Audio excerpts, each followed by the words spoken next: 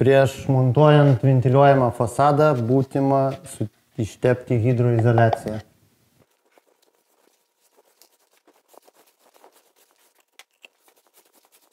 Taigi, nutepus hidroizoliaciją pradedam montuoti ventiliuojamui fasadui reikalingus bruselius. Suformuojame oro tarpą. Taigi, prisisukome bruselius, toliau dedame sandarinimo juostą tam, kad izoliuoti bruselius nuo drėgmės.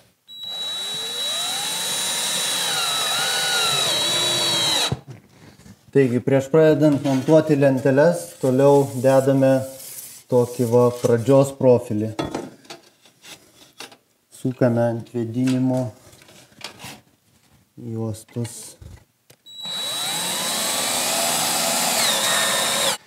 Taigi, ant pradžios profilio pradedam montuoti pirmą lentelių eilę.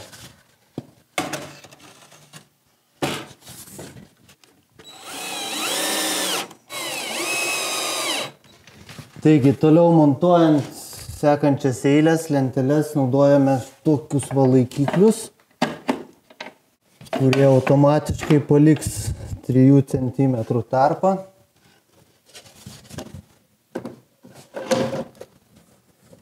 Labai patogu naudotis ir darbas eina greitai. Žiūrime grįžčiukų. Labai geras mūsų šelbau konstrukcijos žingsnis, kad 60 cm puikiai tinka ventiliuojamam fasadui montuoti. Kaip greitai eina kvadratai.